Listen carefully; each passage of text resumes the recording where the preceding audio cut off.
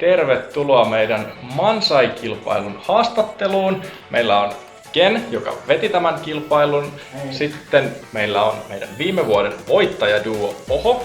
Tervetuloa. Kiitos. Mun mielestä se kilpailu meni tänäkin vuonna tosi hyvin. Mitä mieltä te olette? Jep, kyllä mun mielestä meni paljon paremmin kuin viime vuonna. Nyt kun oli kaikki tuttua ja ihmiset ehkä luotti siihen, että tämä toimii, tämä Mansai, niin esiintyjät mun mielestä teki parempaa Mansaita kuin viime vuonna. Joo. Nyt tiedettiin, miten homma toimii ja joka vuosi se varmaan vaan paranee. Joo. Oli kyllä tosi hyvä pöhinä ja tykkäsin. Tää rooli ei kato niinku mihinkään tästä. Saat se vähän puheisempi niinku oikeestikin vai? Mä luulen, että mulla on ehkä vähän vähemmän järkevää sanottavaa. Ei sä itse, koska tämä haastattelu päähenkilö ei ole meitä, vaan tämä on vuoden voittaja. Tilanne! Tervetuloa! Missä Pokaajo on? Ottakaa Pokaajo, se on tärkeä. Se on. Ai, onneksi olkoon. Minkälainen kirsi teillä on? No ajattelitteko, että oliko teidän mielestä, oliko sellaista mahdollista, että voitatte koko kilpailun? No mahdollista. Kyllä musta tuntuu, että meillä meni paljon paremmin itse esitys kuin mitä ollaan harjoiteltu. Wow. Kävi hyvä tuuri. Vaikuttaako se yleisön olemus tai mikä vaikutti siihen parempaan suoritukseen? Niin, en mä tiedä. Vähän jännitti, niin ehkä se on hyvä asia. Ihan pienesti jännitti ja sitten totta kai kun on siellä itse tilassa ja siinä on se mikki konkreettisesti ja sitten yleisö on siellä ja sieltä yleisöltä saa vaikka joku taputuksen tai jotain. Just se, että ihmiset on tullut just nimenomaan katsomaan sitä Mansaita. Että varmaan tykkää siitä ja naureskelee. Ei ole mitään suurempia paineita. Mä olisin kysynyt, miltä naurun saaminen tuntuu, kun se on varmaan aika iso shokki. Jos te olette kahdestaan treenannut sitä, että kukaan ei nauru lainkaan, ja sitten menette keikalle ja sitten yhtäkkiä koko sali nauraa. Miltä se tuntuu? Kyllä siinä hyvä mieli tulee. No en mä tiedä. Totta se on. Hauskaa. Mä ajattelen, että se on tosi hyvä, että te olette aivan erilaisia tyyppejä kuin Oho.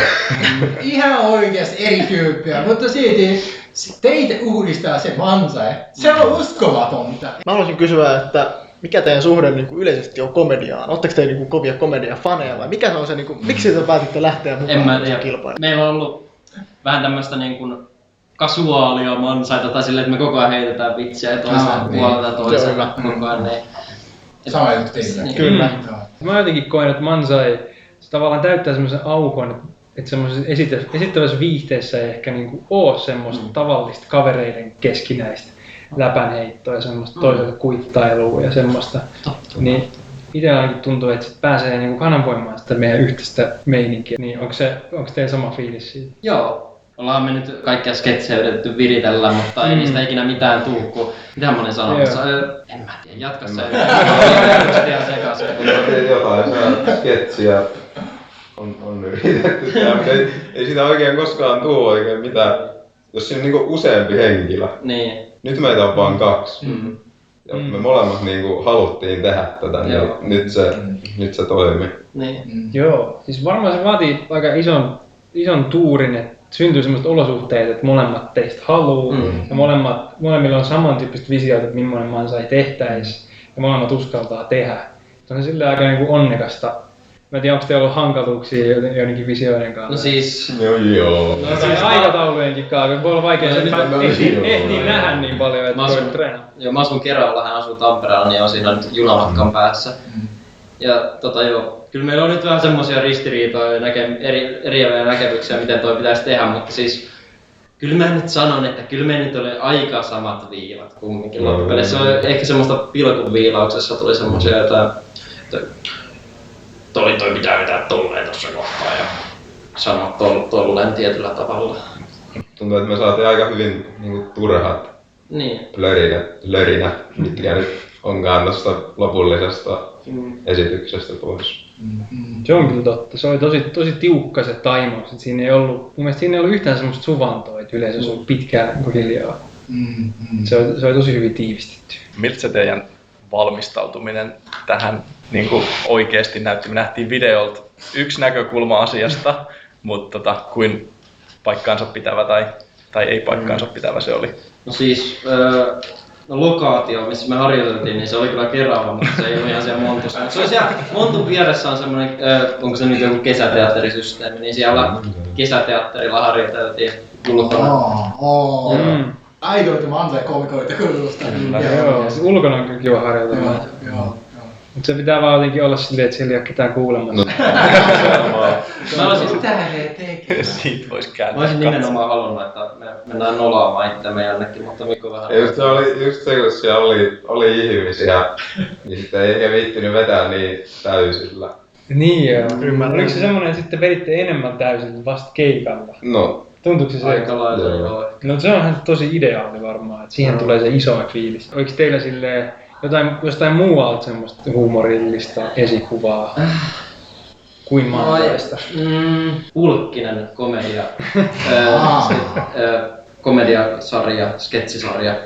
Niin siinä on tosi paljon semmoitteita napakoita, iskeviä, pitkiä vuoroja. Ja mä näkisin, että niinku, aika paljon leffoissa ja TV-sarjoissa on niinku sisältöalan Manzai-huumoria. Et kun se perustuu siihen, että kaksi hahmoa vuorovaikuttaa keskenään. Niin mun mielestä periaatteessa semmoista leffa- ja sarjahuumoria voisi vertaa niin lähemmin Manzaihin kuin vaikka stand-upiin. Ja Suomessa ei oikein ole tapaa tuoda sitä helposti yleisölle. Niin Manzai kyllä täyttää sen aika hyvin.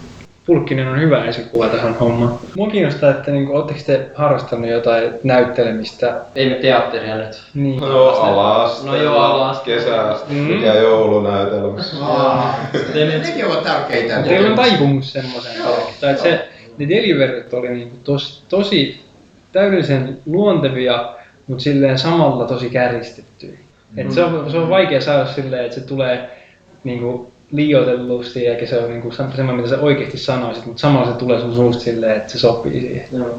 Teillä on kyllä siihen joku erityinen talentti. Joo. En mä tiedä, pitää joku perunateatteri pistää pystyyn. Just näin. Koska me nähdään teidät samassa kilpailussa. Uskaltaako kisata teitä vastaan? Ei ainakaan uskalla sanoa vielä. Jätetään se kysymys vielä auki ja palataan siihen ehkä joskus. Yhteiskeik, semmoinen, että ollaan niinku samassa paikassa. Se ainakin. Jos te olette 2 yön mukana ja mä Jonna, se onnistuu ja toimii sitä puoli tuntia tai jotain sellaista. Joo. Ja sitten mennään yhdessä Japaniin. Ehkä meidän pitää päästä teidät suunnittelemaan tätä juttua haastattelutilan ulkopuolelle. Niin Onneksi olkoon. onneksi olkoon. Onnistuin.